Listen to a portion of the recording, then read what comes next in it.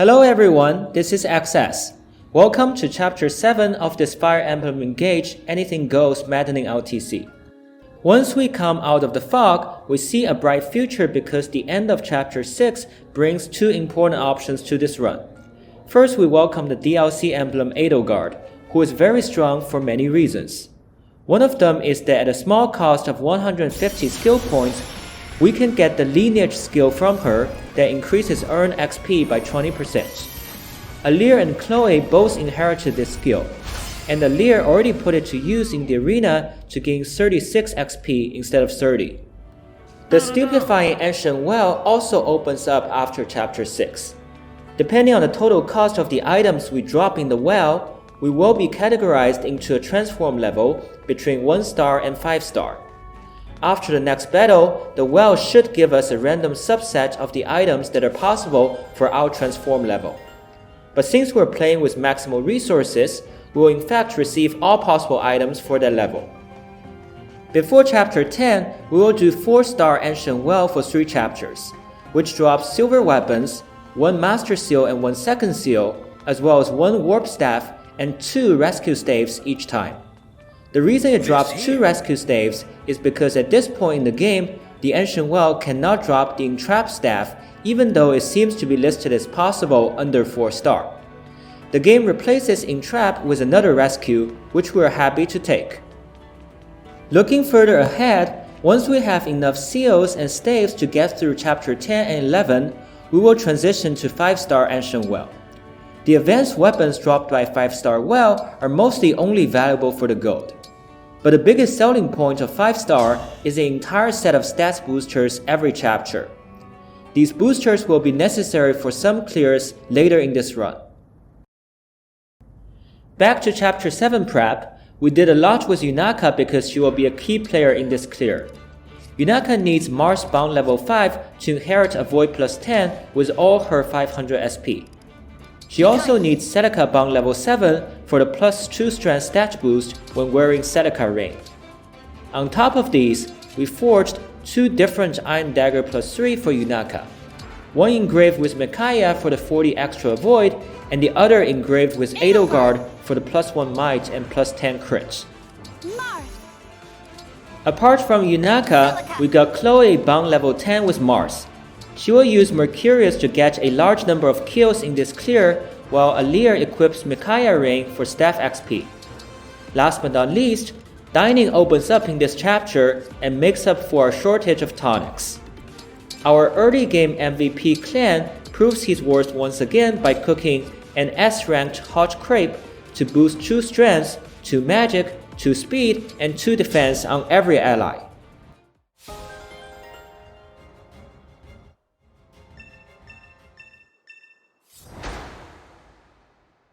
Let's get into this 2-turn clear.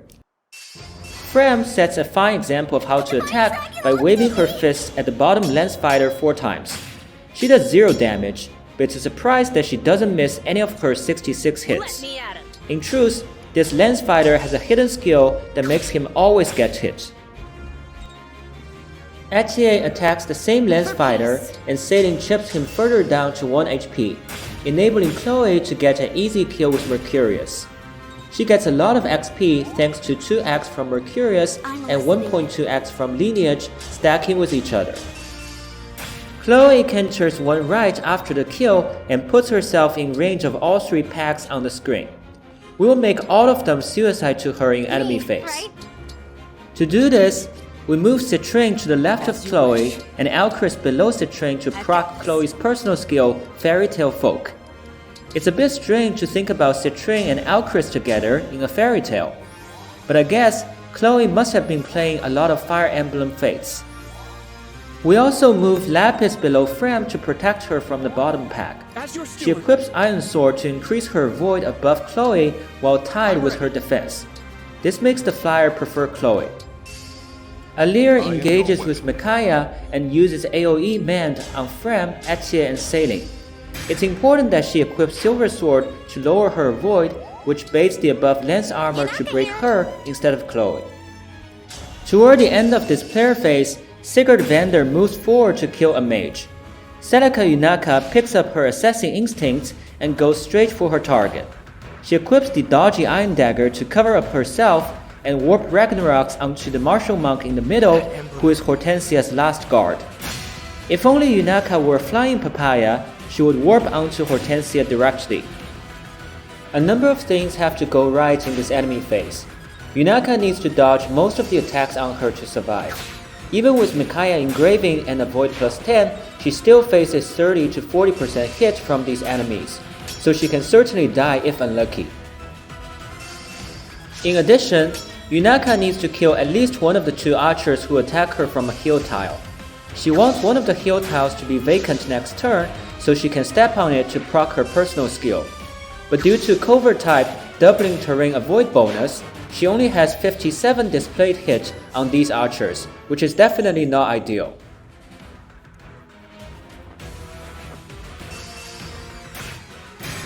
On the left side of the map, Chloe cannot miss any of her 85 hits on the 3 packs. We see that thanks to her personal skill and the previous red candy, she can barely kill these packs. But the return is tremendous. Chloe gets 2 level ups from these kills and reaches level 9.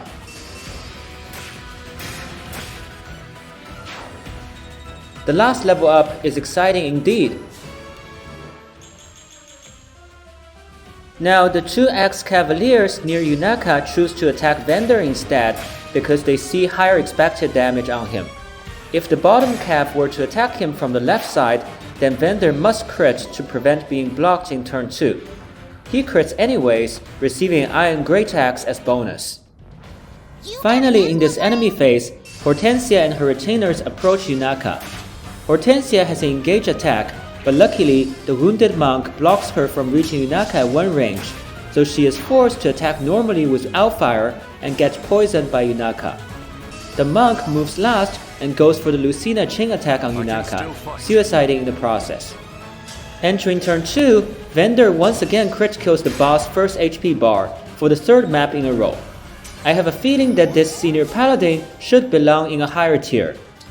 At some point, Cap and I realized that Vander can cleanly kill Hortensia here with Silver Axe+1, which we will forge down the road anyways.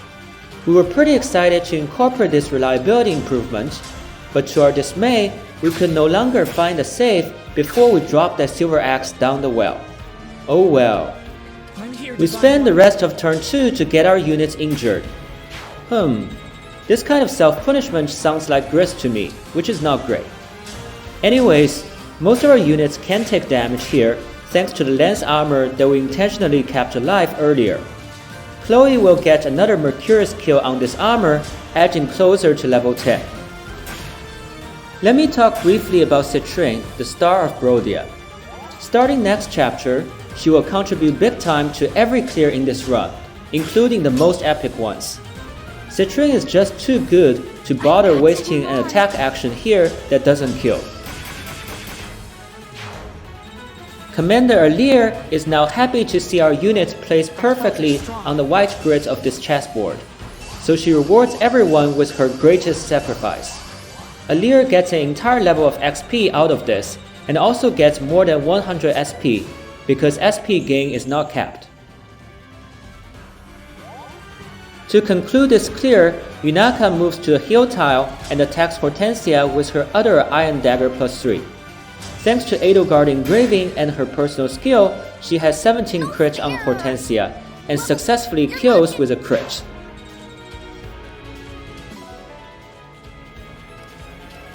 That's chapter 7 cleared in 2 turns. I will not see you next time because I really need to take a break. Where are you, Cap?